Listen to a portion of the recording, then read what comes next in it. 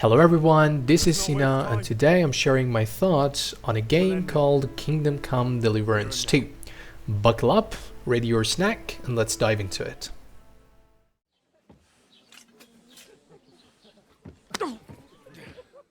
Let's start with the heart of Kingdom Come Deliverance 2, its story and characters. This game doesn't just give you a medieval sandbox to play in, it gives you a world filled with people who feel real, grounded, and surprisingly relatable.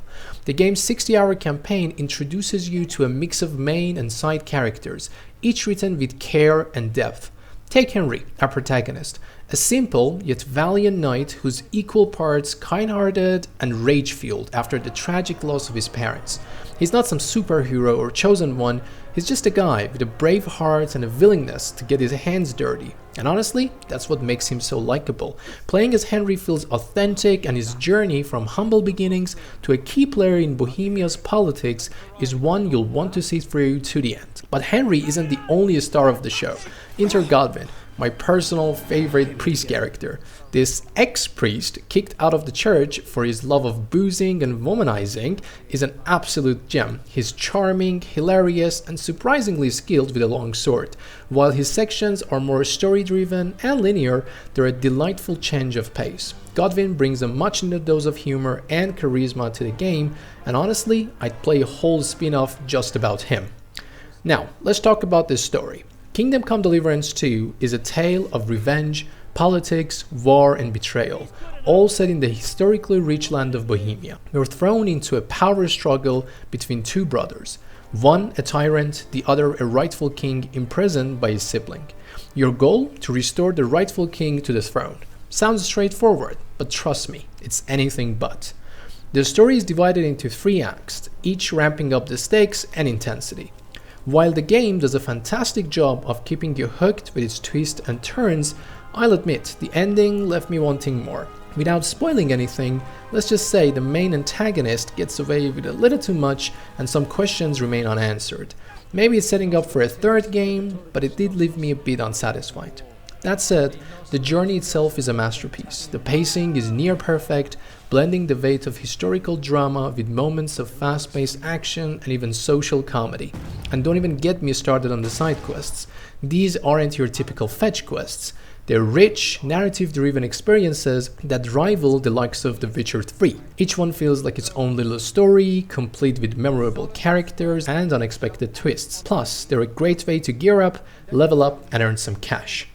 Although not perfect, the story of this game was enjoyable enough that even if it was a book and not a game, I would still recommend reading and experiencing it to everyone. Just make sure your English language skills are sharpened before diving into it, and you will feel immensely rewarded. The fucking task. I've never been so glad to see you two. In need of a helping hand, are you? No, I just don't want to die here alone. Alright, let's talk about combat in Kingdom Come Deliverance 2, because this is where the game truly shines. When you're not busy chatting with NPCs or exploring the stunning landscapes of Bohemia, chances are you'll be locked in a life-or-death struggle with bandits, soldiers, or the occasional unlucky guard who picked the wrong day to mess with you. Now, here's the thing. This game doesn't hold your hand. As the start, you'll feel completely useless in a fight. Seriously, even a lone bandit with a stick can take you down if you're not careful. But that's the beauty of it. Kingdom Come Deliverance 2 slowly teaches you its mechanics until eventually you're cutting through entire groups of enemies like a medieval John Wick. You've got a ton of options when it comes to weapons. Want to go long range? Grab a bow or a crossbow. Prefer up close and personal? Choose from short swords, long swords, axes, maces, or even spears. Personally, I started with a sword and a shield, but the moment I got my hands on a longsword, I never looked back. There's something incredibly satisfying about wielding a two-handed weapon and mastering its timing and precision. And speaking of precision, the combat here is unlike anything you've experienced before. It's not flashy or bombastic, it's slow, methodical, and almost like a deadly dance. You've got 4 attack directions, and so does your enemy. To win, you need to read their movements, react to their strikes, and time your attacks perfectly. Mindlessly spamming the attack button? Yeah, that's a quick way to end up dead. 2 or 3 mistakes, and it's game over. You'll also need to keep an eye on your stamina meter. Run out of stamina and you're basically a sitting duck. It's all about a strategy, patience, and learning the rhythm of combat. And trust me, once it clicks, it's incredibly rewarding. Of course, if you're feeling fancy, you can always tip the odds in your favorite with perks, potions, or even poisons. But honestly, once you master the basics, you won't need much more than a sharp sword and quick reflexes. That said, violence isn't always the answer. Sometimes fighting can leave you injured or gear damaged or even wanted by the law. There are moments where words truly are mightier than steel, so choose your battles wisely. The game also gives you plenty of opportunities to improve. You can learn new techniques and combos from various NPCs as you progress. And once you've mastered your weapon of choice, oh, it's glorious. You'll feel like a force of nature, a duelist whose name deserves to be etched in the history books. Just remember, practice makes perfect. Just maybe don't practice in the middle of a busy town. Trust me, the locals don't appreciate it. No, wait, one moment.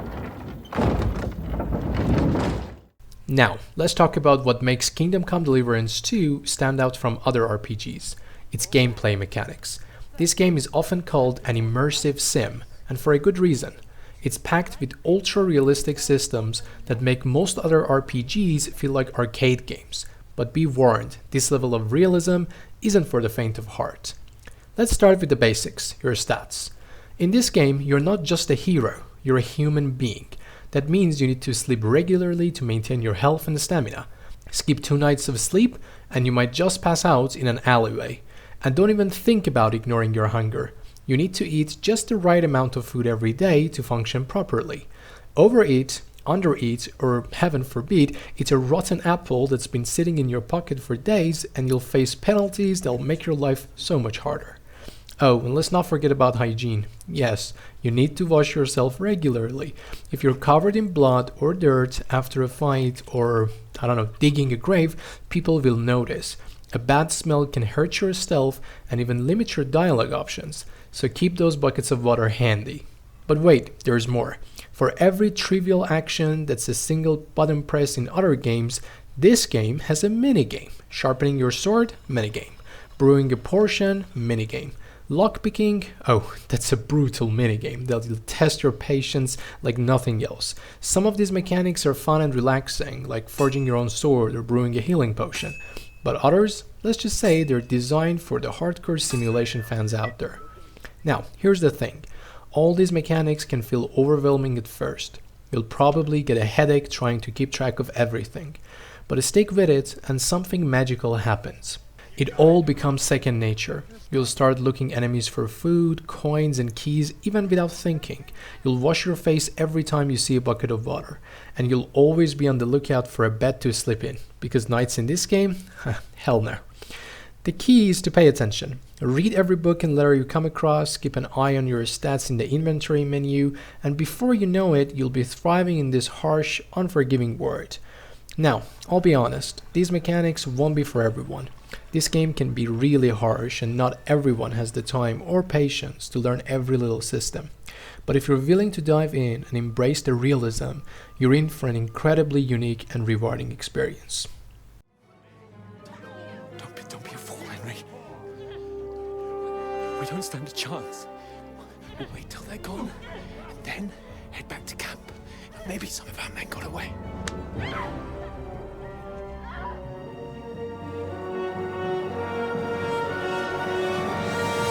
Hey! What the fuck are you doing? Hey! Hands off her, you brute! Alright, let's talk about choices, because what's an RPG without them?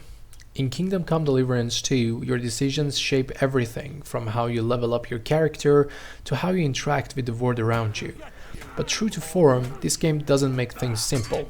It's all about practice, consequences, and playing your way. First up, character development. Forget the usual gain XP, level up, repeat formula. Here, the more you do something, the better you get at it. Want to be a master swordsman? Spend hours clashing blades with bandits. Prefer to be a stealthy assassin? Keep sneaking up on enemies and slitting their throats. The game rewards you with perks that make your preferred playstyle even more effective. Open enough locks and Henry becomes a lockpicking pro. You read enough books and he'll start reading faster and learning quicker. It's a system that makes perfect sense and feels incredibly rewarding. But what about dialogue choices and moral decisions? Well, here's the thing. While your choices can change how a mission plays out, they don't drastically alter the overall story. There aren't 100 different endings or branching paths. Some players might find it limiting, but honestly, I loved it. It takes away the stress of worrying about making a bad choice and getting a terrible ending. Instead, your decisions affect how you experience each quest, making it easier, harder, or just plain different. Each quest is like a sandbox. You can approach it in countless ways, stealthily, violent, diplomatic, but the final outcome often stays the same. It's less about changing the story and more about how you get there. So don't stress too much about your choices.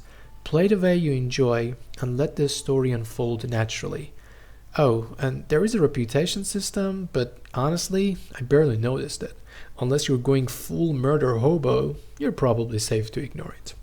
At its core, Kingdom Come Deliverance 2 is an RPG through and through, but it does things its own way.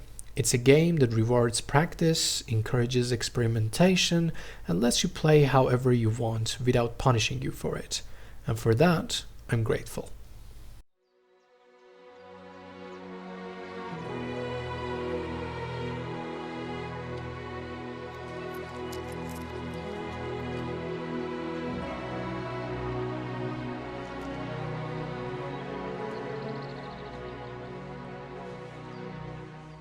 Let's talk visuals, because Kingdom Come Deliverance 2 is a game that knows how to make a first impression.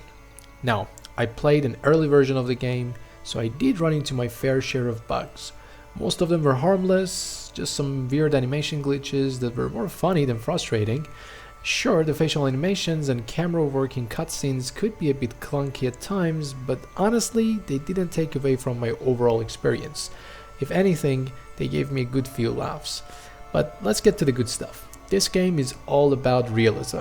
While it might not have the jaw-dropping visual fidelity of something like Cyberpunk 2077, post-update, it's still stunning in its own right.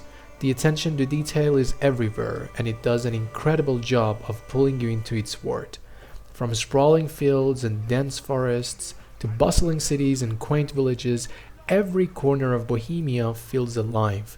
The cities are filled with people going about their daily lives, trading, gossiping, or even arguing over whose wife was unfaithful. And the villages, they're just as charming, with folks playing dice or sharing stories by the fire. No matter where you are, the atmosphere is so rich that you'll feel like you're actually standing there, breathing in the medieval air. Now, I will say this. The game doesn't offer a ton of variety in terms of weather or landscapes. You won't see snow-capped mountains or vast deserts here. The story unfolds over a few weeks in one small country, so the setting is intentionally limited. But what it lacks in diversity, it makes up for in depth. Every location feels meticulously crafted, with its own story to tell. Take the spooky abandoned mining tunnels, for example, or the grand castles filled with expensive jewelry and fine wine. Everywhere you go, you'll find something that makes you stop and admire the detail. And let's not forget about those moments when you're riding your horse through the countryside, rain gently falling around you. It's peaceful, immersive, and downright beautiful. Now, is this the most graphically demanding game out there? No. Are there more visually stunning games? Absolutely. But Kingdom Come Deliverance 2 isn't trying to melt your GPU or show off how expensive your PC is. Instead, it focuses on creating a world that feels real, lived in, and utterly captivating. And in that regard, it absolutely succeeds. So, that was everything I had to say about this game. Hope you enjoyed this video, and if you like, you can also check out my channel because I posted every single minute of my gameplay on the series called Let's Play. I will continue doing this, so I would appreciate your subscribe and shares because that would help me in the long run.